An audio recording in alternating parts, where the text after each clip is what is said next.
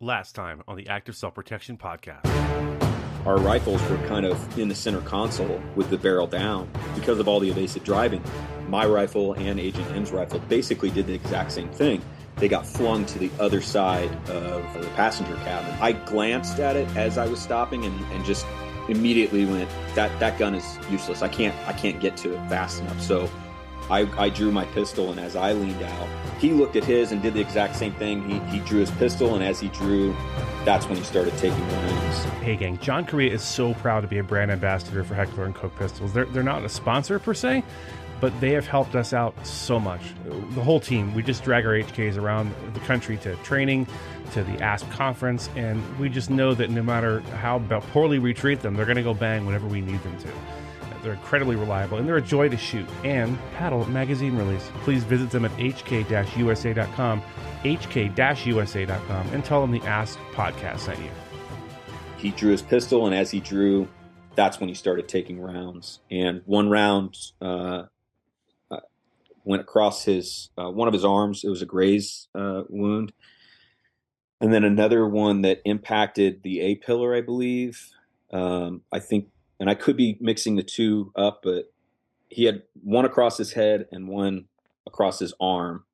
And one of them was a result of shrapnel coming off of the vehicle, and the other was an actual graze wound. So I'm not sure which one was which, but he immediately hit the deck, and then I stop.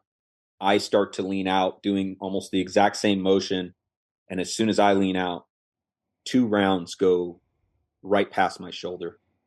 And in that moment, I knew, like, just based on the sound, because I'd had time overseas. At that point, by the time I joined this agency, I'd done 3 tours in Iraq and Afghanistan, and the primary weapon that you see in our adversaries overseas is AK-47. So I recognized the sound. It's a very distinct sound. Any gun nut knows it sounds. A 7.62 sounds different than a 5.56 or 2.23. Right. And as soon as it went past my shoulder, like, I've been shot at before in war zones, never that close. And I've been in training, was probably where we do live fire training. That's probably the closest feeling where you're doing entry training, and let's say your partner is shooting across you. Mm-hmm.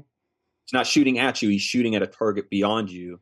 But you're using angles and methods to where it's safe, and you feel the combustion of the bullet as it goes through at its highest velocity and cuts through the wind or cuts through the air. You can feel that, mm-hmm. And that's what I felt going past my shoulder. And I immediately dropped down and hit the deck. I fully turned with my face facing the inside the vehicle, and I almost did like a jujitsu sprawl and hit the deck. Almost hit my teeth on the bottom railing of my truck, and then rounds were still just he was just letting loose through the engine. They were hitting the door. And as soon as I got on the ground, I kind of leaned my back up against my truck and called, shots fired on the radio. And at that moment, we talk about training and what has evolved nowadays in law enforcement training when you're fighting in and around vehicles. And now what they're saying obviously is go to the back, stack pillars, stack as much of that vehicle as you can to the back. And the interesting part is that we sent a guy to this company called Centrifuge, and they're kind of like leading the charge on this type of training where they're fighting in and around vehicles. And it's this guy, I think he's a New Mexico State Police officer, but he's been in a few shootings, and he started this company. He's super, super smart guy and very knowledgeable. A lot of people are starting to jump on board with this type of training. But when you're being shot at, it's pretty intuitive to go to the back of the car. Like, I didn't have that training before, but that is exactly what I did. Put as much metal as you can between you and the person trying to kill you. Yeah. And I waddled like a duck. For any cop that's out there and you've had that firearms instructor, bring, junker cars out there and they want you to waddle, on your 2 feet while you're staying low. That's what I did. Because I had rounds, going over my head or through the car or whatever. Let me stop you right there, Jeff. At this moment, what's going through your mind other than self-preservation? Obviously, your training is excellent. It kicks in and you're doing things without having to give it too much thought as far as the tactics are concerned. Are you thinking about your two buddies in the car? Are you thinking about Agent M who's in the vehicle next to you? Do you have enough time to think about that stuff? Well, I'll tell you the funniest thing, and I've told this to a lot of people, but the first thing that went through my mind just for a split second, just a little bit of humor is I'm like, what is he shooting at me for? Agent M was the one that hit you with his car, And wow, Blue and Falcon, like, dude. oh, what am I doing? Go to work, Blue Falcon. But yeah, it's like, I didn't do anything to you, But so at that moment, it was just instinct. I just kind of knew I needed to get to the back of the car. I didn't know where M was. I didn't know the status of R and B. And I just knew we were getting shot at still. And as I started to waddle, I saw 3 or 4 cars that were stopped 150, 200 meters behind us. And I recognized some of the agents from the investigative team were hunkering down behind their cars. That was the surveillance team they were kind of following loosely behind us. And then of course they got a front row seat to this crap show. Yeah. And so by the time I got to the back of my car and I did, what we train for in just basic level firearms training when you're shooting around cars or when they put the barrels up at the range or whatever, and they tell you, okay, squat down and then slowly use distance and angles to get up, just get your head above, get your gun above where you need to go, or to the right or to the left, right side cover, left side cover, whatever. And so I got some distance and I squatted and then I just slowly came up. And as soon as I came up, rounds were just getting, they were just going at me. They were going, I couldn't really tell. You could just see it, feel it, and see it coming out everywhere. And initially I couldn't tell where the person was sitting that was shooting for a second. I could see a silhouette kind of moving, but it was the way the sun was hitting that day. And there was a little bit of shade because where they had landed, there was a tree off to their right, which became important later. And I kind of stood up just a little bit, just enough to get eyes on what was going on. And probably the worst thing that I saw was Agent M was 3 feet away in the most unorthodox position on all fours, with his back being scraped by the bottom of his door. If I can, help the audience imagine this, I could picture that. He got under the door so that he could get his gun in front of him and shoot upward at the vehicle that he was 3 feet in front of. Wow. And he's fighting for his life. And the individual that's shooting from inside the car is just continuing on. As this is going on, I'm starting to shoot at the individual inside the vehicle that's shooting at us, and I'm yelling for M. M, cover, M, cover, M, cover. I'm yelling at him to come to me, mm-hmm.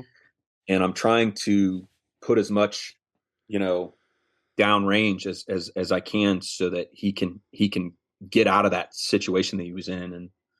And it's funny. A second funny moment is at some point, he heard me, and he just turns and he looks, and the look on his face was just because he had to bring his head from under the door.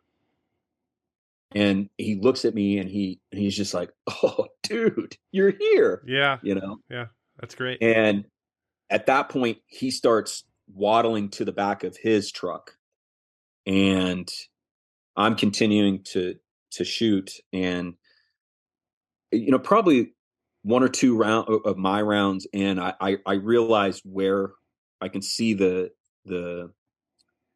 I can see the gunfire coming out of the gun. And so I started kind of training my front sight on that. I didn't have an RDS at the time, a red dot sight on my pistol yet. Right. And so, a couple of things that I've talked to folks within the agency that I've given this presentation to different um, you know schools for our SWAT schools and stuff like that.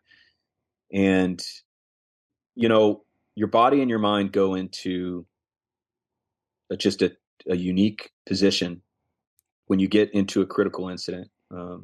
And so a couple of things, you get auditory exclusion, or they say you do, and you get tunnel vision. Your body is basically just kicking out all of the other senses and everything else that it doesn't need to survive, and only using what you need. Yeah. And the highest level of training that you have the day that critical incident happens for you. And if you're in law enforcement, it's highly likely it'll happen. It doesn't matter what you do. If you have a career in law enforcement, a full-on career, 20-year career, there's a strong possibility you're going to get into a critical incident. And the highest level of training that you have at that moment is what your body and your mind will fall back onto. And thankfully for us, I mean, obviously we train a little bit more than the average agent, and we get some more specialized tools and stuff like that. And we're very passionate about it. And we take it very seriously. We have that luxury because we oftentimes, like you said, there's different kinds of agents. Sometimes you're the case agent, you're the case ace, and other times you're that support guy, because you're more passionate about other things. But we take on a lot of that all at the same time, and we have to be passionate about being a case agent as well as being a tactical guy and being a firearms instructor and being a defensive tactics instructor. And so I say all that because in that moment, I didn't experience any auditory exclusion. That's unfortunate. It could have been because I had Surefire earlock, this little comm headset in, because I could certainly hear the difference between M's 9mm. I could hear the AK-47, and later I heard a 223 and a 40 cal. My eyes didn't fail me either. They did, a couple years later, and I ended up having to get glasses. But that day, I swear, man, my front sight looked like it was the size of my thumb. Wow. In front. It could not have been more. I could not have been more laser focused on that front sight. But at the same time, I didn't lose my peripheral vision. I could see M very clearly. I remember seeing a vehicle coming from the other direction, coming towards us from behind us, and probably 250, 400 meters out. And I could make out almost the whites of this guy's eyes when he pulled up and realized, oh snap, I'm pulling into a gunfight. Right.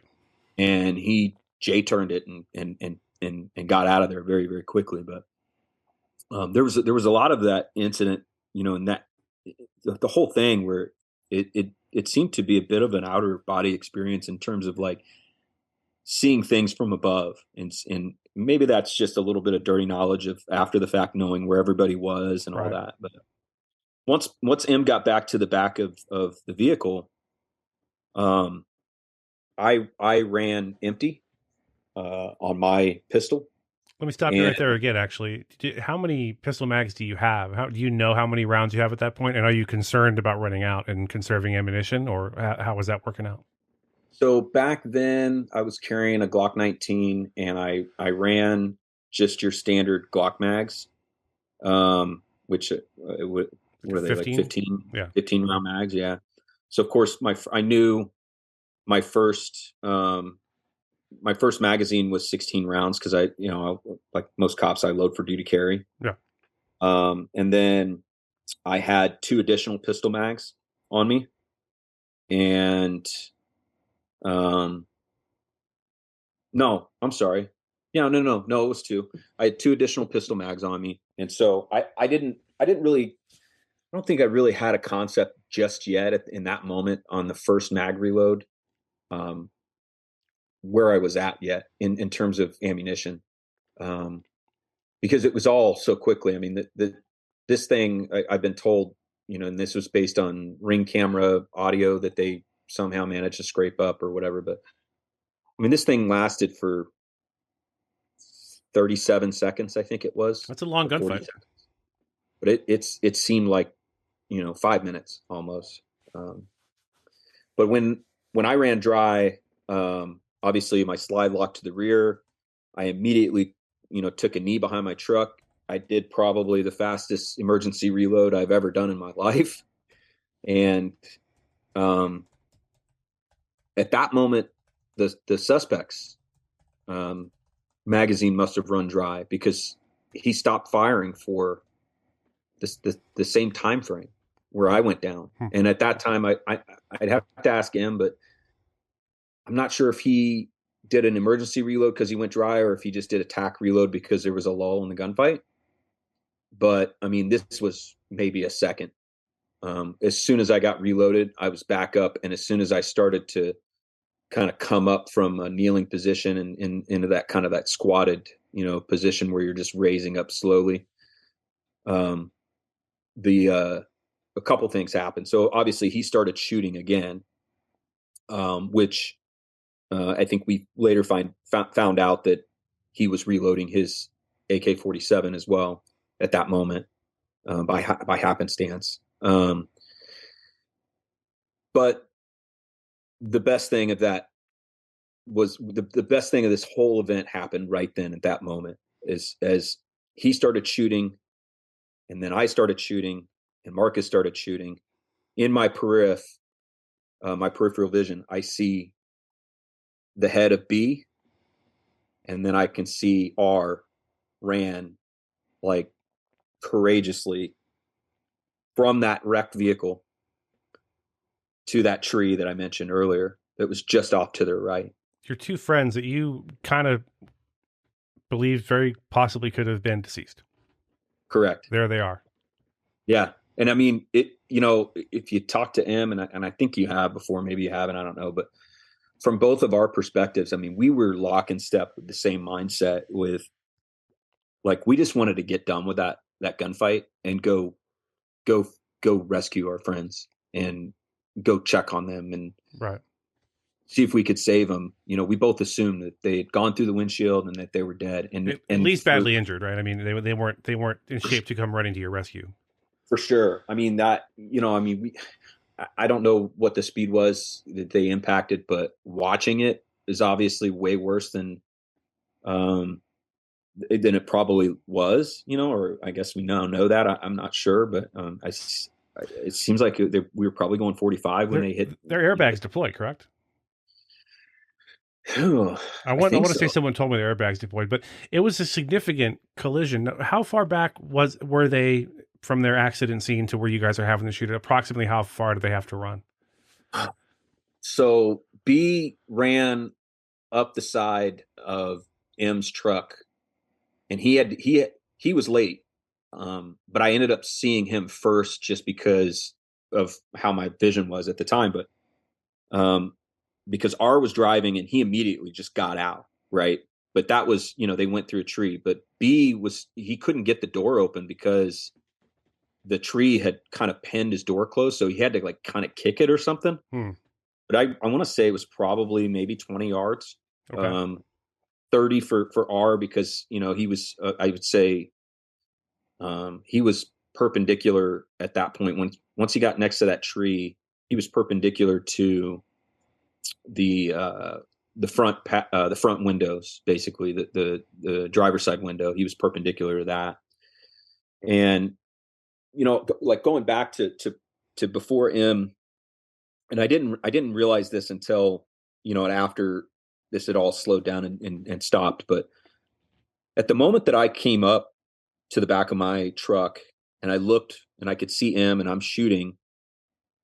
I realized that the vehicle, like his truck door was literally moving across his back. It was scraping his back. I could see him rocking. And we didn't know this until after the fact. When R got to that tree, the driver of the vehicle, which was not the main suspect, it turns out it was a friend of the suspect that he had, picked up or traveled with. I'm Yeah, not well, sure, don't be friends with that guy. That's a good tip. but this young lady was trying to drive over him, and that's why the truck was moving that way, because she was trying to move his truck, but it was in park, and they're in a Trailblazer, and he had a full size F-150, and it was in park with the engine still running, I assume, and so once R got there, he got there at the moment we started.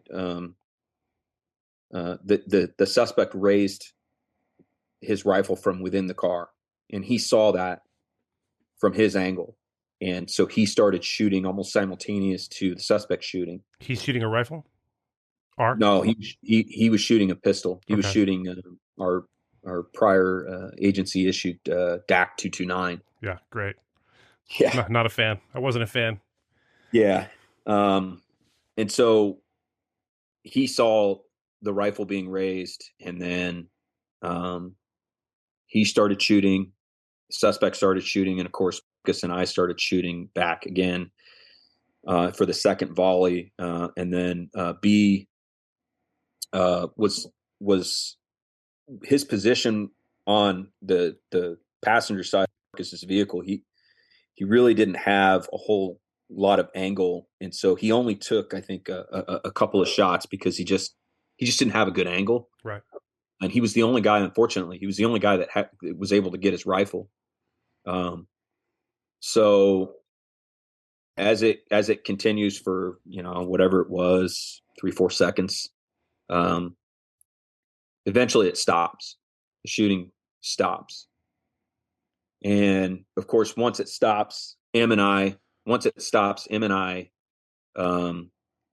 both kind of hunker down behind our trucks, and get kind of off angle to where the suspect vehicle couldn't see us. And so that's at the point where we start kind of communicating between the four of us, because that was the first time we'd been able to do that at that point. And so again, training kicked in. I looked at him and I said, "Hey, are you good?" And he's like, "I'm good." And I yelled over to R. I'm like, "Hey, are you good?" And he's like, "I'm good." And we, B, are you good? Yeah, I'm good. Okay. And then at that point, now we've got everybody's accounted for. Now we need to figure out how are we going to approach this vehicle, and are we going to approach the vehicle? Was anyone able to see if the suspect and or driver was wounded, and did the driver stop attempting to flee or push the other agent's vehicle out of the way? Well, the driver had stopped moving. At that point, we I don't think we knew, because we hadn't approached the vehicle yet. We did not know that the driver was deceased at that point. Okay. We just knew that there was no movement. The vehicle had stopped moving. It stopped trying to rock. But the vehicle was like, the driver's foot was still on the gas because it was on idle. I mean, it was just like idling almost a little bit higher than your normal, like without it on. It would like higher than it would be if the vehicle was in park. So it's still in drive. Correct. Yeah. Okay. And so at that point, I'm still trained on I probably had the best angle through the front of the windshield. And so I'm not seeing any movement, and we're trying to come up with a plan. And then all of a sudden I see a hand from beyond the front seat area, and it was a right hand. I recognized that immediately just because, palm was facing me. Thumb was towards, right. Towards my right, So obviously. somebody in the back seat. Yeah. Okay. And I immediately started giving commands. And, um, of course, I'm kind of, screaming at the top of my lungs. And at some point, which is, it's kind of what I love about being on a TAC team or just being, in law enforcement is that you can you can do something as stupid as scream at the top of your lungs, which doesn't serve a purpose, and somebody will always go, "Hey, shut up." Yeah. I've got this. And that's what R did. R was standing next to the vehicle, and so it just made sense that he was communicating because he was closer Right. and he could see better. The windows were tinted in the rear, like most vehicles are here in Arizona because of the heat. But um, at that point, I'm like, hey, there's somebody in the back seat, and so he starts giving commands, and the rear driver's door opens, and he starts, giving commands in Spanish. And I could tell, like, I still am trained on my sector of fire, but I could tell, like, he's struggling. Like, whoever it is not really listening, or they're not understanding him. And there was an agent that was a part of the group, the investigative group, that was, 250 yards, and he's watching this, and R is a fluent Spanish speaker. Hmm. I mean, he speaks fluent Spanish, but he's not a native speaker. And this agent that came up, we'll call him Agent A. Agent A is a native Spanish speaker, Grew and up speaking Spanish. Yeah. he ran all the way down to where R was and assisted. And essentially, uh, a young girl got out of the vehicle, and then a male got out of the vehicle who had a gunshot wound, and then another female got out of the vehicle.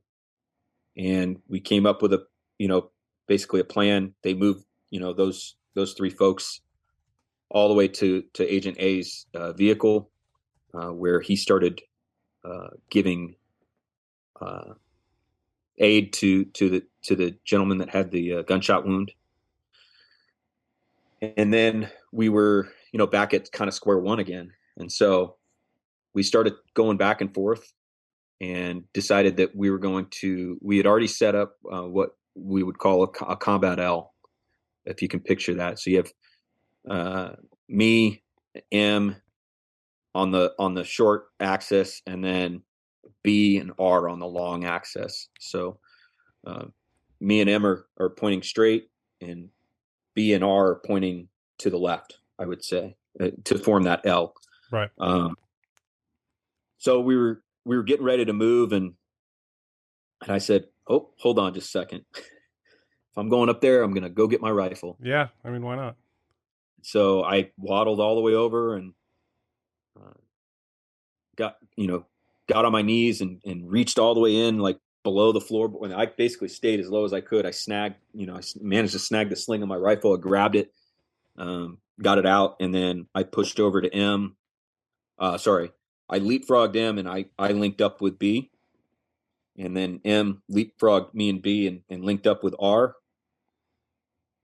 R and M then started going counterclockwise around the vehicle, while I had the front of the vehicle. And at that point, I could see the suspect.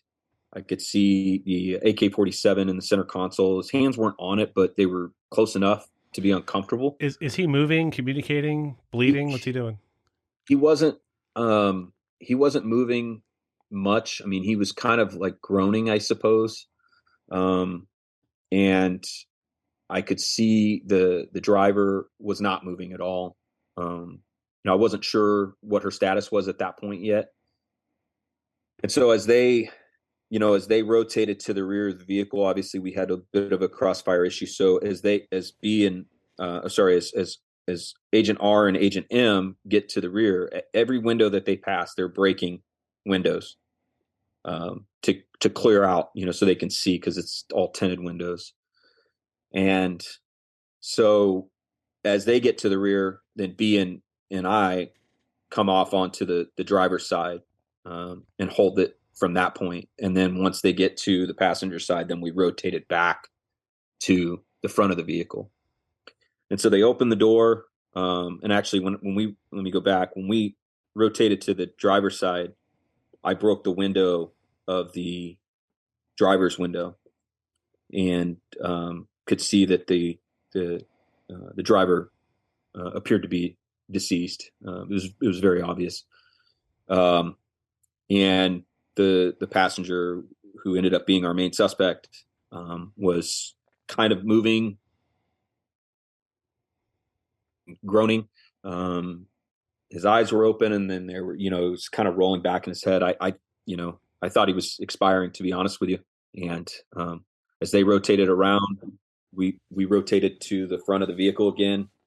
They opened the door, and this guy easily was 350 pounds, I think, if not more. Solid muscle. And Agent M, so yeah, and Agent M is maybe 150. Okay. But he is a strong dude, and he's very, very physically fit.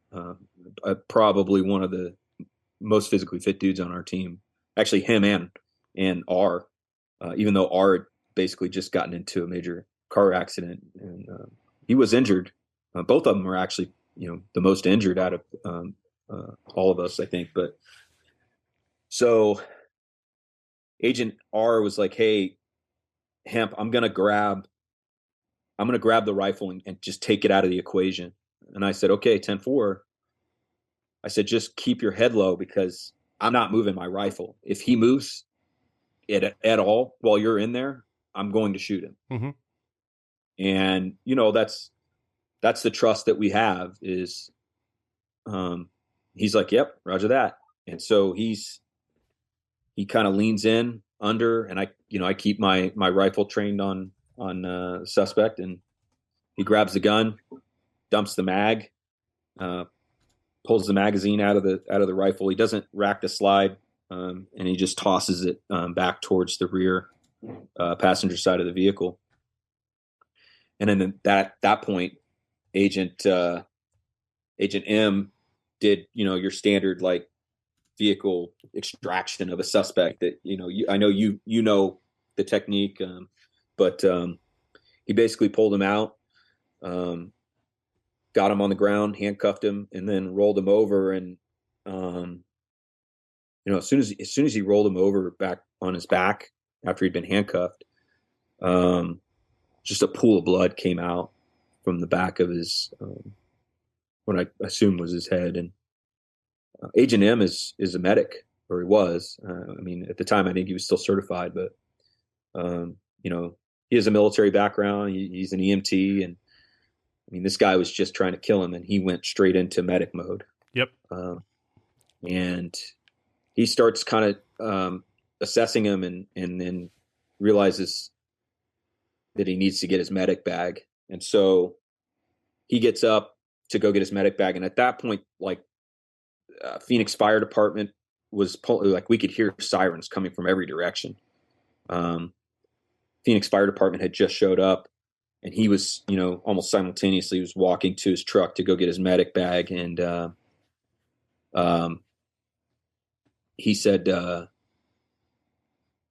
something. I don't know what it was that he said to me, because I was walking with him while the other guys were staying with the main suspect. But he said something like, I got shot or something. Mm-hmm. I can't remember what it was, but I immediately, like, my heart sank. I freaked out. I grabbed him and popped him up on the back of his truck, and he's just kind of like fighting me, Mm-hmm. and I'm ripping body armor off of him. I'm ripping, I'm just pulling his clothes open, and I've got my bare hands just running everywhere and looking for blood, and I'm like, "Where is it? Where are you shot?" And he was like, on my head and on my arm. And he goes, "I'm good. And I'm like, "Dude, you're not good." None of this makes any sense in the moment. You're like, wait a minute, you got shot in the head, but you're good. What does that mean? Yeah. And then I grab his, his melon, I bring it to me, and I realize it's just a superficial graze wound. And then I kind of look at his arm, and, it was another wound. They're both wounds. Sure. But not, there was no, he wasn't pushing blood out. It was, he he was correct in saying that. I think he was just in the moment. He was just like kind of pissed that he got shot. Sure. But I was like, okay, you're good. And or that was and his way of getting you to rip all his clothes off. One of the two. yeah, that could have been. It wouldn't have been the first time, I suppose. But he so he ends up basically his truck was like locked or something. I don't remember, but he ends up having to break his own window to get the medic bag because he's trying to get back to this suspect who we thought was, expiring. Right. By the time he breaks his own window, gets his medic bag, the medic or the paramedics had showed up and started working on him, and so I said, hey, just go over there to the other guy that got shot and go help him, and that's what he did. And then, at that moment, we started getting, multiple agents from our own agency were showing up. Obviously, the radio's going bananas, because our agency dispatch is, in a completely different state. And, when I know this now because, and I remember hearing it at the time, but I just kind of ignored it because I was a tad bit busy. But when I called shots fired, they're like, who is this? Yeah. On the radio. And I'm like, I think I gave my call sign, but then they were like, and where are you? And at a certain point, one of the agents, like during that first mag reload, one of the agents, who actually was the case agent for this case, he ran from his vehicle, which was kind of almost directly behind mine, all the way to where I was when the gunfight stopped for that first volley. And he gets behind me and he's like, Hemp, what can I do? What can I do? I didn't even look back because I was, trying to manipulate my weapon and get a new magazine or anything. And I think I said something to the effect of like, call everybody and get them here soon or something like that. Right. And he goes, Roger that. And we've since obviously talked. We're good friends. And he's a former SWAT guy from when he was on local law enforcement before he became a Fed. And I've tried to poach him time and time again. His wife is not having it, obviously. But the funniest part is he actually had a rifle. And I didn't look back, so I didn't realize that. But he had his rifle. And it would probably have been helpful if he would have stayed with me, but I didn't know that. But he or handed you his rifle, either one. Yeah, or handed me that. Yeah, for sure. But and with him, being him, I know it would have been a zeroed rifle. Not at that distance, it wouldn't have mattered anyway. But but no, he ran back to his car, and I think he was at the moment he started running back to his car to get on the radio. That's when the bullets started flying again. So he was cruising, like running like like running away from an alligator, like diagonal or like a stabbed rat. Yeah. So, and then he got on the radio and kind of did most of the communications, and then it all pretty much, settled down, and guys started showing up, and the four of us just sequestered ourselves over to the side, and some of our teammates showed up, and kind of helped us in terms of anybody that's in law enforcement's been in a shooting. You now have a crime scene, an active crime scene, and of course, whatever investigative agency takes on the investigation of what happened during the officer involved shooting. So those that are involved, generally speaking, they teach that you should kind of separate yourselves, don't talk about anything amongst each other, and really, if you can get one person to be your advocate or your gatekeeper to keep people from coming up and going, what happened or whatever, that kind of stuff. Which in this case, we had a former, he was actually the supervisor, I think at that time for that investigative group, but he was a former team guy that had promoted, and he came up and kind of assumed the scene and assigned somebody to do that for us. And nice. From there. So you've just been through this incredibly stressful experience. Hopefully, I hope it's the most stressful experience you'll ever go through in your entire life. You don't know who hit who. You don't know where your bullets landed necessarily because it's a very chaotic gunfight. Now you're kind of having to sequester yourself, not talk to your good friends who you were just through this traumatic incident with. At any point, are you concerned about the legality? Are you concerned about the righteousness of the shoot or anything like that? Does it enter your mind, or are you feeling like, okay, I did what I had to do in the moment? No, not at all. I mean, there was no concern for that. I'm. It's unfortunate that the young lady, lost her life. It's unfortunate that those poor folks in the back seat. One was shot. The young female, was not. And then the third female was a co-conspirator who was prosecuted. It's unfortunate that this guy induced us to react. I think the public oftentimes misunderstands what most policing is reactiveness to what we see in that moment. And for us, it was there was no question. It was justified. He shot, and we shot back to protect ourselves and protect the public. Obviously, bullets. They can go a long distance, and they found some of his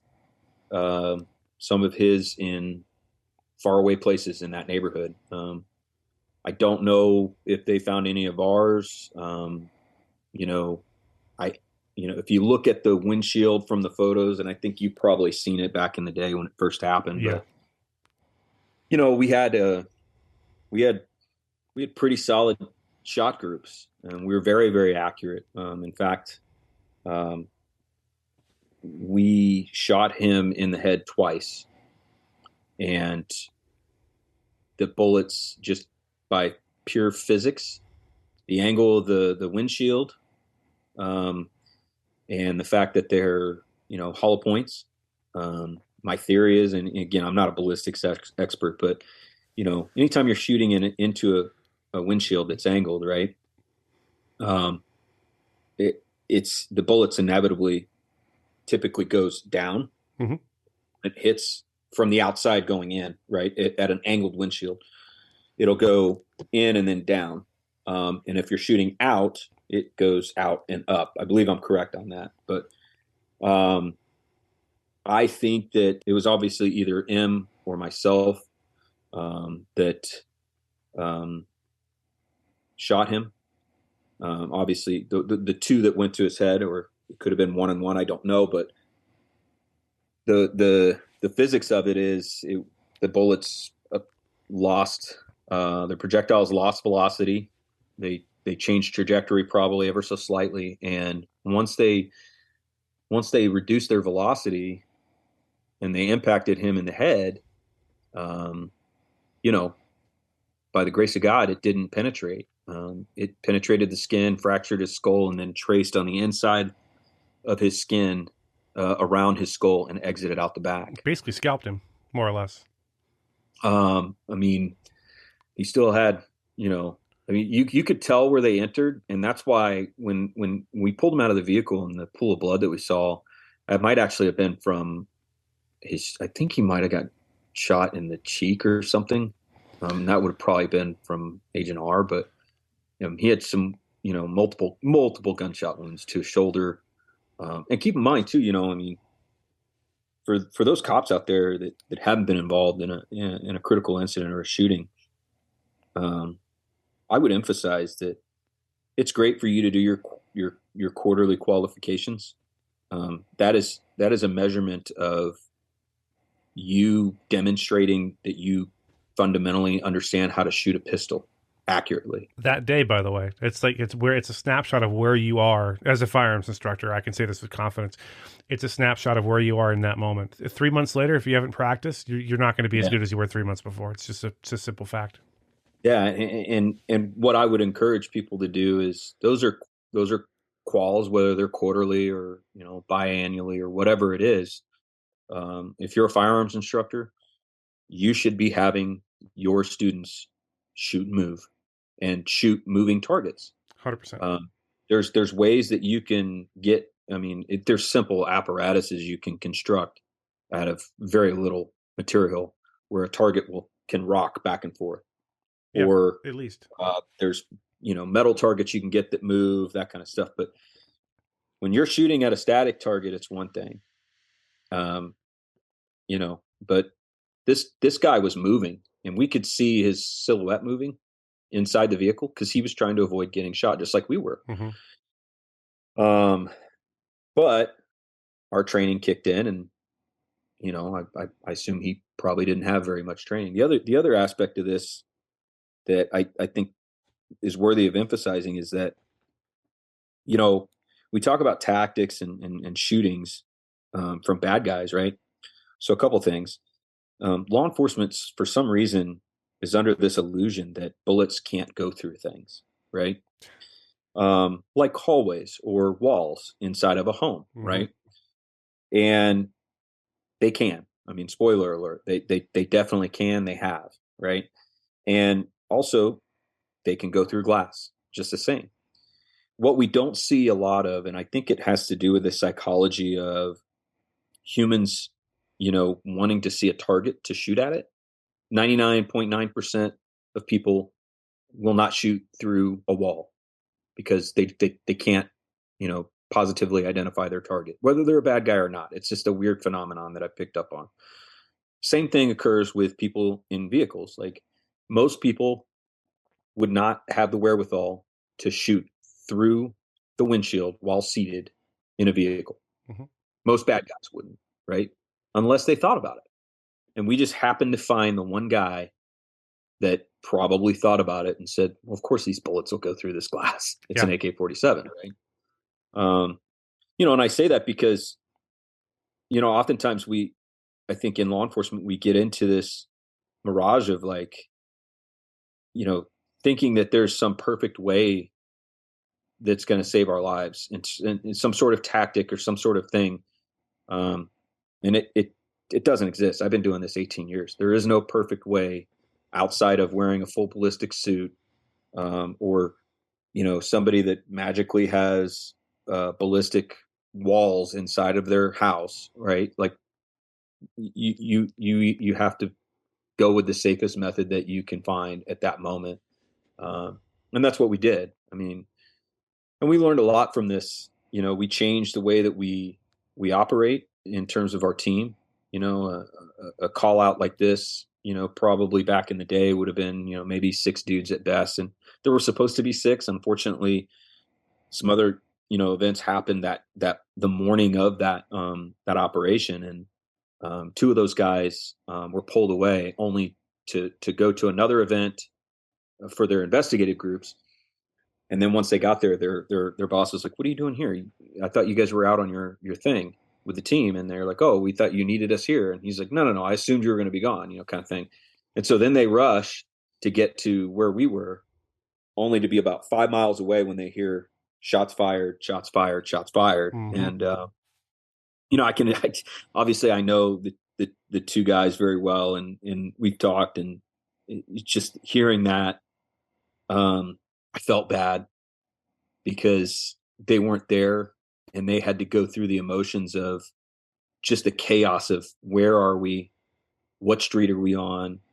We're dealing with a dispatch that doesn't, know our area because they're out of state and they're communicating through radio and all that. And then you got an agent that's putting out, some cross street that's means nothing to nobody, and not his fault. He's just trying to put out as accurate as he can, because we weren't familiar with the area. So there was a lot to be learned on that. I mean, we I think performed the best that we could given the situation.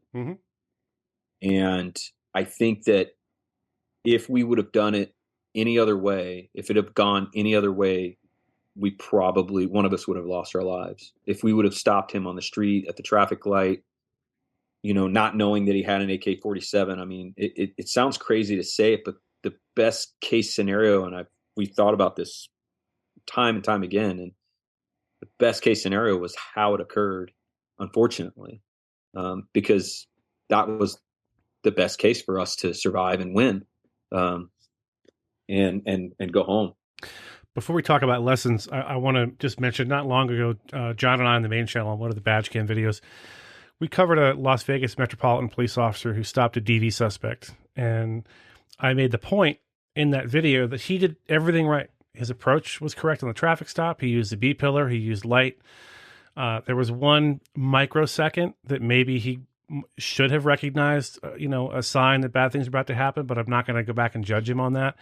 And the point of that was that you can get got.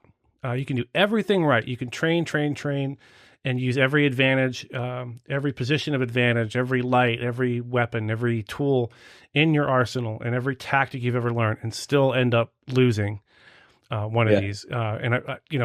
Most cops will tell you, bad guys just get lucky. A lot of the time, they just get lucky. And so I do want to talk about lessons. Before I talk about the tactical lessons, are we allowed to talk about the criminal charges and what he was charged with and all that sort of thing? Yeah, I mean, he's been sentenced. He was sentenced in October.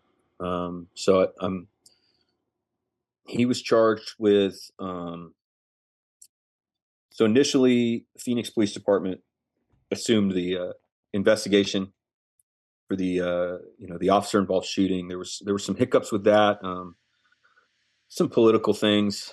I don't want to get into it, but initially, obviously, he had the kidnapping charge, which was the original indictment for the arrest warrant, and then he was charged with assault on a federal officer for all four of us. Assault on a federal officer with a deadly weapon. I apologize. Times four. Times four. Yeah. Assault on a federal officer with a vehicle. He was charged with alien smuggling where a death occurred, conspiracy to commit alien smuggling, and then I think that was it. Yeah, I think that was it. But they all carried pretty hefty sentences. Mm-hmm. So we obviously ran into COVID. Most criminal cases on the federal side. So this originally was going to go through Maricopa County. Obviously, I talked about there was some political issues or non-political. I don't know whatever you want to call them. Measuring contests of sorts between the U.S. Attorney's Office jurisdictional wrangling, shall we say? Sure, yeah, and had nothing to do with us. Obviously, we were quote victims, which is a very weird feeling. But so eventually, it made its way where the U.S. Attorney's Office basically just took the whole thing and continued on with the charges. And I think, had the shooting portion of the charges could have been, if they could have stayed local, maybe the charges would have been a little bit different. Obviously, because I don't believe that there's an Arizona statute for assault on a federal officer. There's certainly one in Title 18, but obviously the immigration issues are not state crimes. So right. They ultimately ended up taking it all on, and usually criminal cases, if they're going to go to trial or anything of this kind of this nature, this magnitude, a year minimum is, kind of the expectation of how long it'll take to go through the judicial process. And we ran right into COVID. I can't even imagine.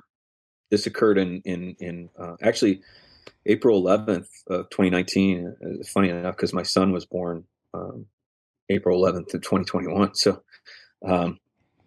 it's an important day in your household. I know. Yeah, it's just very weird because when he was born, I totally forgot that was the day. It just had been long enough to where I, start to kind of get back to my life and all that. But so yeah, we ran into COVID and it kind of progressed, and they were doing a bunch of discovery and just kind of going through the back and forth between the defense and the prosecution. And we weren't really involved in that because, we're now victims of the case overall. Yeah, it's got to be weird because you're considered the victim and you're not bringing the case to the U.S. Attorney's Office like you normally would to intake to be prosecuted. You're the victims. You're involved in the case in one way or another. Yeah, so there was a lot of things that I didn't know. I couldn't know. I couldn't know on purpose because of the nature of investigations. So it was a weird feeling. Just I hate to say being a victim because I never considered myself a victim, but in the eyes of the court, I was a victim. I get it. I hate that word too. But yeah, it was just a weird feeling to be a part of a case like that in that way and not the other way. Where they couldn't tell us certain things, and meanwhile the media's there wasn't a whole lot of media attention. There was this one journalist that did a short film on it or something, and it was a very skewed version of events. No, how? Whatever do you mean, Jeff? The media Yeah. loves law enforcement, and they're ardent supporters thereof. Let me move on from that real quick. Let's talk about lessons. I like you. I was issued an M4 rifle as one of my 2 long guns, along with a shotgun. I'm a big fan of the shotgun, by the way. I would, on my way to something, if I was a one-man car, I would put it on safe, and I would, because driving with it slung is very awkward and probably dangerous. I would put it somewhere on the passenger seats in a place where I figured unless I was rammed, it wouldn't move around. So that's a lesson I think is critical for our LE listeners who may have that same practice and thinking it's not going to bite them. So it bit you guys pretty hard. What do you do now in place of leaving it on the passenger seat? Yeah. So I actually now, because of this, and it's funny because I never used to do it. I used to do it the way I do now, which is I wedge it right next. I don't sling it. I have the I think it's pretty prevalent nowadays. You see these little bands that you can retention bands for your sling, so that you can kind of fold it up in a kind of in an S fold, put the band around it, and then when you get out of the car, you can then pull your sling out and sling it very quickly. But now, anytime I'm doing any kind of vehicle, it sits on my non-dominant side, if I'm a driver, and I'm by myself. And there's tons of people out there that have different opinions. That's just my lesson learned on that. The way I figure it is, if I got to get out quick and I open the door and I, for some reason, don't get my hands on it, at least it'll fall out and I can grab it on my way out. People can have their opinions on that. I'm going to value your opinion higher than most of those people, considering what you've been through. So, how important is emergency reloads, slide lock reloads for law enforcement officers? We talk about this on the channel. John's of the opinion that concealed weapons carriers, non-LE, don't generally need an extra magazine. I'm of the opinion it doesn't hurt, no matter who you are, to have at least one extra magazine. How important is capacity as far as how many magazines you're carrying for your pistol now, and how important is slide lock reloads in your opinion? Yeah, practice them and getting good at them and quick at them. Yeah, during the incident, I was carrying 3, so I had 1 in and then 2 additional. Right, because of this incident, on my duty belt, obviously I'm in law enforcement. I carry 3 pistol mags, and I carry extended. I don't carry a Glock anymore. I carry a Sig 320. It's one that's issued to us on the team. That's a Sig I actually like. I shot a perfect score of that thing right out of the box when I first got it. So it's a really easy gun to use. Yeah, ours is the full size version. It's got like the flat trigger, and I don't know all the particular specs on it. I just know it's a great weapon. I'm not much of a technical shooter by any means. I can shoot pretty good, and I teach shooting. So I carry 3 magazines now. As far as emergency reloads, I guess I can understand where your colleague is coming from in law enforcement. I think emergency reloads are critical, and they should be trained. Agreed. And they should be trained with turning targets to where you have I can't remember the name of that drill, and I think we talked about it the last time I was on. Oh, the one in the chamber, empty magazine, then another. Yeah, Yeah, yeah, yeah. So the drill basically is you start from holstered, the target turns, or the command is given to shoot, and you have a gun with an empty mag and one round in the chamber. You fire that round, and then you have to get the other mag into the weapon, chambered and fired. And the time that whole thing takes, for me, I got it under 2 seconds. So, which is pretty fast. But that's a drill that's super easy to do. It doesn't use a lot of ammunition. You could even do it dry fire if you want to. yeah, and I think like one of the things that I did, um, and I do this, you know, as often as I feel like I need to. If I feel like I'm lacking on getting reloads done quickly, but basically just take an empty pistol and if you're a cop, you can put your duty belt on, empty pistol, empty magazines, and put your magazines in their holsters, their holders, their pouches, whatever you call them, wherever you keep them, right? And basically start with your gun out to slide lock, and um, practice bringing that gun in, depressing the magazine release, indexing your next magazine, getting it in there, and using your thumb to push the slide release on your pistol, and then rinse and repeat, rinse and repeat, Mm-hmm. rinse and repeat, and get that down to where you can literally just in and out, in and out, in and out, in and out. For us, it's critical. For concealed carry, I have to agree with you. In terms of magazines, like I conceal most of the time as a cop when I'm off duty, or even when I'm on duty. If I'm not in uniform and I'm not wearing a duty belt, I'm generally concealed, but I always carry an extra magazine. My thought process may be different than your average concealed carry person in the US that's not a cop, right? If they're carrying for their own protection, I understand that, right? And you just want to have enough to defend yourself, and then Get the hell out of get away, Dodge. Yeah. right? That's not our mindset. That's not the law enforcement mindset. We want enough to neutralize the threat, and then have more in case we need to neutralize another threat, and another, right? Mm-hmm. Because we're not running away. And I'm not saying that in a bad context of a person who's carrying concealed, right? That's not your job to protect the community. And kudos to you if you're involved in some incident and you do protect the community because you're exercising your Second Amendment rights. Awesome. But that they're not under any obligation to do that other than the moral obligation of preserving life. Whereas when we in law enforcement are off duty or on duty, we have that, um, moral obligation, and then we have that duty obligation. What's drilled into us. I just can't. I couldn't just walk away from somebody that's being hurt or whatever. I don't. It doesn't matter who they are. So if you're going to carry additional magazines, then you should know how to do an emergency reload. Agreed. Fast. Yeah, And agreed. you should know how to do it and get out of the way when you're doing it. You should know how to do it when you're moving. You should know how to do it when you're running. You should know how to do it when you're on the ground.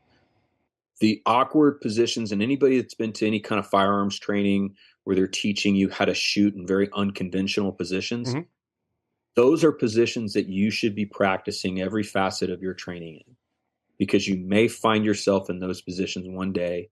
And that training, like I said earlier, you're going to fall back to your last highest level of training when you get into a critical incident. And the best way you can survive is to train to the highest level that you have at your means, and as much as you possibly can. I once heard an academy instructor say, "You're not going to rise to the occasion. You're going to fall to the highest level of your training." And by the way, that training needs to be recent. If you trained and got super duper good 2 years ago and you haven't been to the range, you haven't done any training since, I got news for you. You're not where you were 2 years ago. It's just like, I speak proficient, not fluent Spanish. I went to Mexico City with my wife to visit her family. We had a great time, and it took me a couple of days to allow because I hadn't spoken Spanish hardly at all in several years. It took me a couple, 3 days to get to the point where I'm thinking in Spanish and I can just converse and understand and comprehend. Same thing applies to any other skill, really, especially when it comes to marksmanship. Another thing I want to mention, Jeff, you said, I have no problem with a CCW holder having an extra mag, but I would encourage you also. We like to talk about Palm pepper spray. They're a sponsor. Palm, as John says, it's what I carry to be that stopgap between a harsh word and a gun. So if you're going to carry a gun, I really recommend you train with and carry OC spray. If for no other reason than your legal defense later on, if you're just carrying a gun, you're going to get a prosecutor or a clever defense attorney who's like, see, just carry a gun. Like what happens if, there's something lower level goes on? Were you prepared for that? I also recommend carrying at least a basic IFAC. If you're going to carry a gun, carry an IFAC. There's ankle kits you can get from Mountain Man Medical. I highly, highly recommend it because the odds of you needing that IFAC for something not crime related are pretty high. You come across a car accident, somebody cuts themselves on a pane of glass and you need a tourniquet, you need gauze or dressing. So I highly recommend that as well.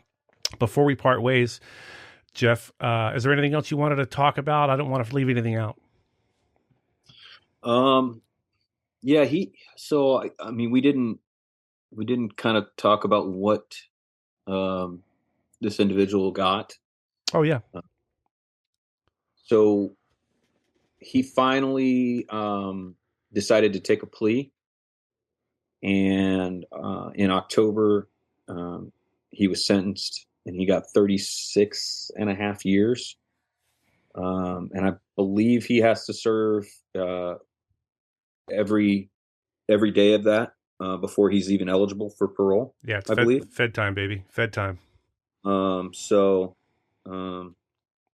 Yeah, I mean, other than that, I mean, just kind of lessons learned.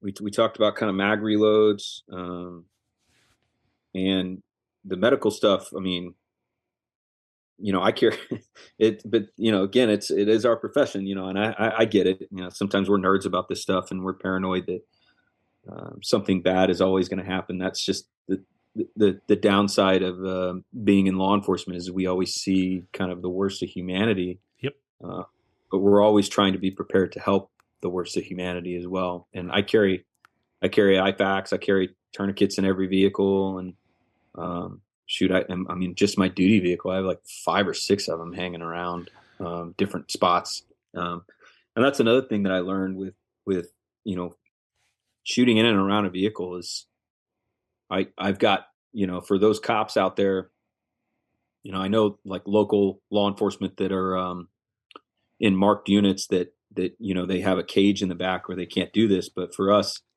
that are driving unmarked or other marked units where you're not transporting, but I have stuff staged all over my vehicle that if I've got if I'm at one point and I need an extra magazine, there's one there. If there's if I'm at a different point, there's another magazine there, or there's an IFAC there, or there's a tourniquet there. That old kind of silly saying that 1 is none and 2 is 1.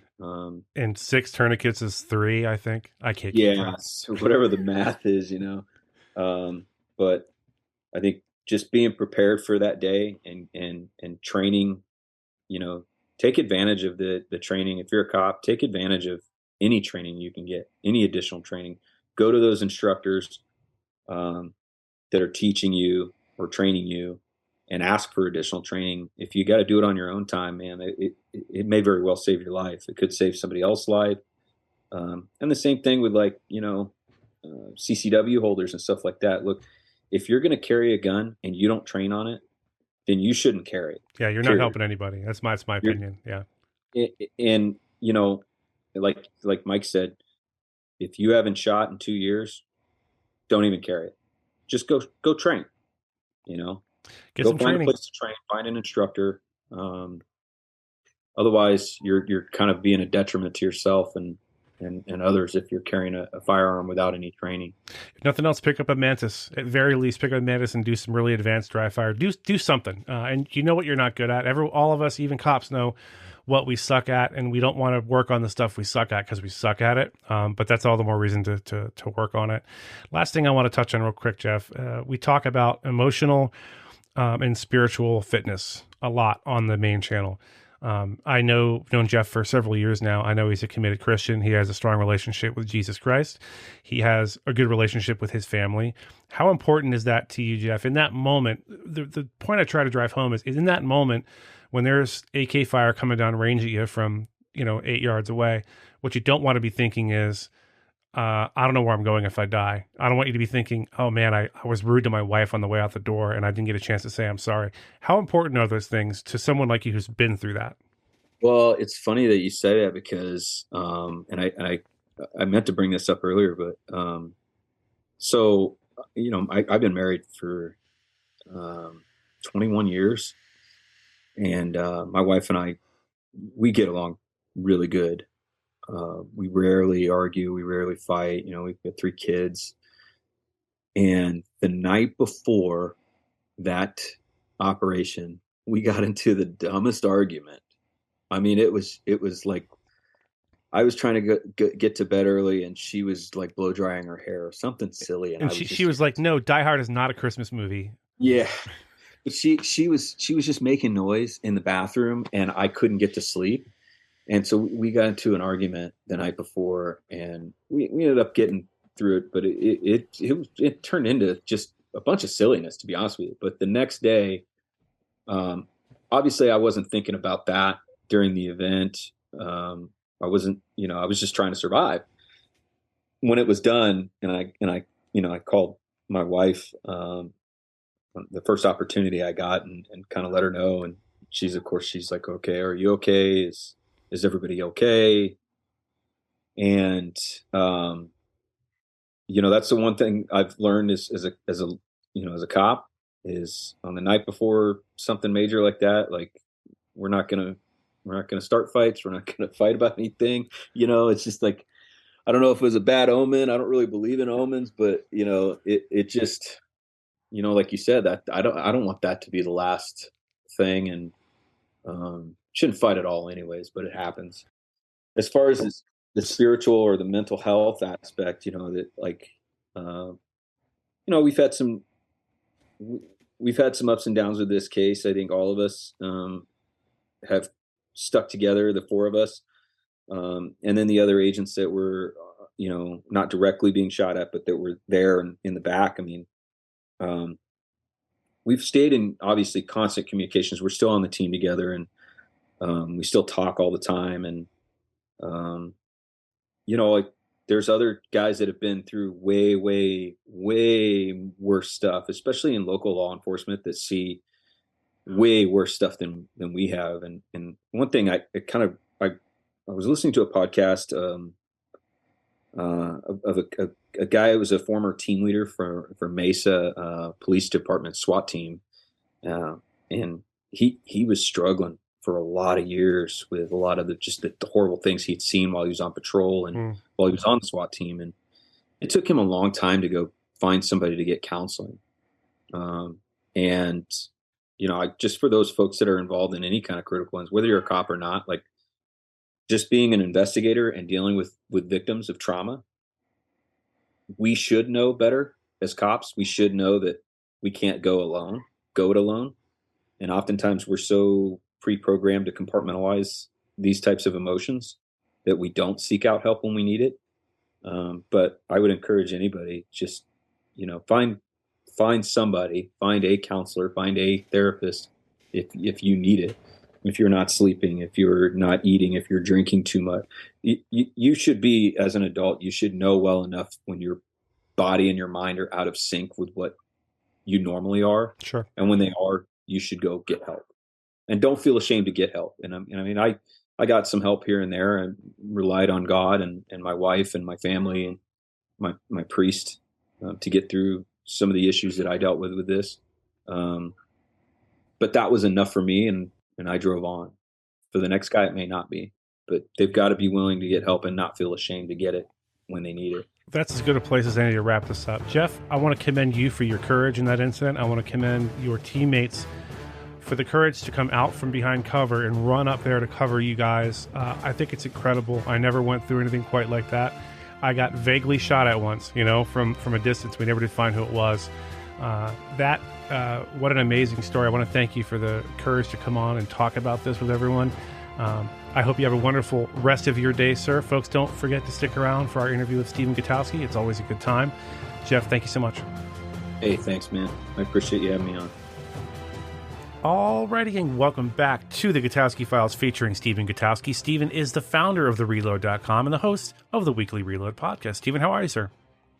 I'm doing pretty good. How are you doing? I'm not bad at all. I got to tell you, you and I should start our own podcast of what we talk about before we hit the record button for this. And I think people would be interested. Folks, we talked about everything from Filipino food to cheesesteaks to Scrapple. And it was a lot of food-related things. It really was. That makes sense. Yeah, Pennsylvania accent with the hoagies, all that down there. And yeah. So it was a lot. So I think people might be interested. If you're interested in that show, leave me a comment and let me know. When the video podcast launches, people will be able to see why we talked about food so much. Indeed. Oh, speak for yourself. I'm svelte. I don't know what you're talking about. Excuse me. All right. So speaking of that, I could stand to eat less Scrapple, probably. Speaking of the video podcast, I was filming with John yesterday, and we talked about it, and it is a go. I don't have a time frame yet. I'm kind of hoping in the next 60 days or so to have it up and running. We ordered a MacBook Pro so I can edit video, and we got a bunch of other stuff to buy. So look forward to that in the hopefully not too distant future. Stephen, we are talking today about an article at TheReload.com written by Jake Fogelman, the title of which is Illinois Legislature Passes AR-15 Ammo Magazine Ban. Just so you know, I'll spoiler alert up front, they're not confiscating anything it doesn't look like as far as rifles goes, but they're banning the sale. So, Stephen, why don't you tell us about that and correct whatever incorrect statement I just made? That is correct. There was a confiscatory. Yeah, you're better. You're good at the pronunciation, better than I am. I have a big brain and all the best words, Stephen. Everyone knows this. There was a confiscation element to this initially in the legislation that was proposed and passed by the House, but it was stripped out by the Senate. So this is a slightly watered down version that is passed now and is going to be signed by Governor Pritzker very soon, likely. This was part of his re-election push. So he's going to sign it for sure, and it is going to go into effect, I believe, 300 days after signing. You'll have to register all of the guns and ammunition magazines that are affected by this rule. How exactly that's going to work is not completely clear yet, especially for magazines and how you register a magazine. But regardless, this is now the second so-called assault weapons ban that has passed into law over the last 6 months, when Delaware did it previously back in June. And those are the first two new statewide bans in about 30 years, surprisingly. And it's coming at a time, honestly, where support for assault weapons bans has dropped precipitously. You're having a day. You said precipitously. Precipitously, yes, there you go. Yeah, I got it. All right. And at a time where the Supreme Court has signaled that these laws are unlikely to stand up to scrutiny. Right. You've actually had the Supreme Court, after the Bruin ruling last June, accepted a couple of cases and did what's called GVR, which is grant, vacate, and remand. So they took a case, they vacated the ruling, so said it's not valid anymore, right, and then remanded it back down to the lower court for them to redo the case. And they did that for they've done it for 5 cases now. 3 of those cases are directly related to these sorts of policies. You have the Maryland assault weapons ban, which was previously upheld by the lower courts, which the Supreme Court has now vacated that ruling and told the lower court to try again with a new standard in Bruin. Mm-hmm. And then you had 2 magazine ban cases, one out of California and one out of New Jersey, where they did the same thing. The lower courts had upheld those bans. The Supreme Court vacated those rulings and remanded them back down for further hearings consistent with the new Bruin standard. So, it's sort of the writing is on the wall for these kinds of policies, frankly, at this point. And it's interesting to see we're starting to get sort of a resurgence in these at the state level. And you could have a couple more this year because Colorado is also considering one. I believe Washington is considering one as well. These are deep blue states at this point where Democrats have total control of the legislature. I think even Michigan may be considering one after some of the gains there for Democrats during the midterms at the state level. And you could have a number of these policies pass and then all of them be invalidated within a really fairly short period of time here. Pretty interesting situation. But it occurs to me, like this one, Jake says in the article, it begins with 1 day left to spare in the state's lame duck session. And if you don't know what lame duck means, that means that these people are it's not going to be the same legislature when it reconvenes. It's going to be a different makeup. Why do you suppose these states are going forward with this? Is it just to grandstand for voters? Because if they know these are probably going to get struck down before even taking effect, because the Bruin, these people know, these legislators know about Bruin, they know the standard now, so they're doing this anyway. I don't understand what's the point. I mean, you'd be speculating, of course, but what do you suppose their motivation is, knowing that this isn't going to stand in court? Yeah, well, I mean, I'm sure that they argue that these will stand in court, right? Technically, they have not been struck down yet. Right. The rulings upholding them have been vacated, right? The ruling in Massachusetts upholding their assault weapons ban was vacated, but that the new ruling hasn't come down yet, and right. That's consistent with the new standard. So. And you may see the lower court try to uphold the law under the new standard again. And if the Supreme Court wants to do anything about it, as they've sort of seemed to be signaling they want to, they'll have to actually get involved, which could take a little bit of time. You know, it might not be tomorrow. Yeah, no, it's not going to happen tomorrow. You're right.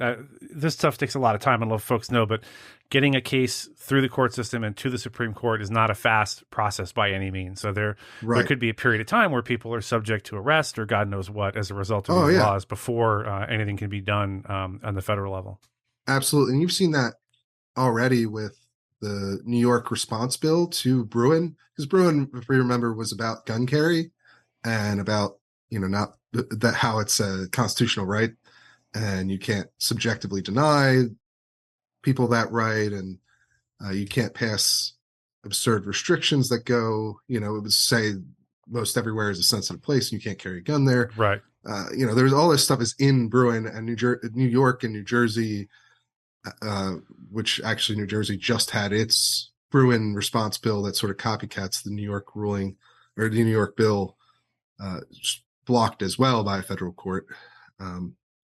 But those bills, right now, the New York one is still in effect technically, because there was a stay put on the ruling by the appeals court, and now we're waiting to see what the Supreme Court's going to do about an emergency request to have that stay taken away. So right now in New York, this bill that looks very much unconstitutional under the Bruin ruling is currently in effect. The bump stock ban is another good example of this, where the bump stock ban was just ruled unconstitutional by the Fifth Circuit as well.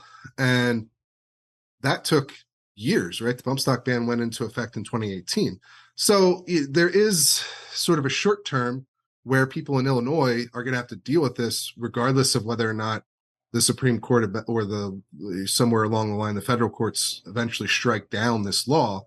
But it is a good question as to why pass this if in the long term it's very likely not going to stand up to scrutiny. And I actually think that there's a decent answer to that. I just want to give, obviously the legislatures themselves will say, we believe this is constitutional. We think it's going to stand up to scrutiny. They said that about the New York law. They said that about the New Jersey laws, which have both been ruled against at this point, even though they're still technically in effect. But I think there's another reason, and Jake's actually going to do a whole members piece on this, so people can read more in depth about it if they want to over at the Reload. But there's a certain tendency among politicians that when they know that their actions are less likely to produce actual consequences they have to deal with in a practical sense, like actual effects on their constituency, that they're more likely to do something that perhaps politically popular, but might might present practical difficulties. So something like banning people's guns or magazines en masse. In a place like Illinois, this might be a fairly popular policy, but will have a lot of real world consequences for people that are going to make a lot of people very mad. Yeah. Even if it's not the majority of people. And so when a legislature knows that this law is it's going to get tossed anyway, they can make a sort of political statement by passing it. You see this commonly in blue cities that are inside of red or purple states. And the example I always go to is Philadelphia. In Philadelphia, Pennsylvania has a state preemption law that says you can't pass local gun control measures. It's not legal under state law. Philadelphia does it constantly anyway. They do it every year. They pass some new ban on guns in parks, guns at community centers, what have you. It doesn't matter. They know they're not going to win in court, and they never do. These things get struck down basically immediately whenever they go into effect, but they pass them anyway. They put special conditions on getting your concealed carry permit that they're not allowed to put on. They do a lot of things. Yeah, they do. To that effect. They've been doing it for years and years, and they've lost every time in court. But they keep doing it because, one, it's fairly politically popular to say we're trying to do something about, the murder problem we have in Philadelphia. Philadelphia is a very blue city where people support more gun restrictions. So there's not a lot of political backlash, but also there isn't really the sort of practical effect either of pissing off any percentage of constituents, because these rules never actually go into effect against anyone. You don't have to lock people up for some, for carrying a gun in a park or whatever. Yeah. And so they become these sort of message sending exercises. And that might be part of what's going on here. I feel like if you don't make a t-shirt and sell merch that says they do a lot of things in quotation marks with your name underneath it as an attribution, they do a lot of things is probably the most accurate thing I've heard all day.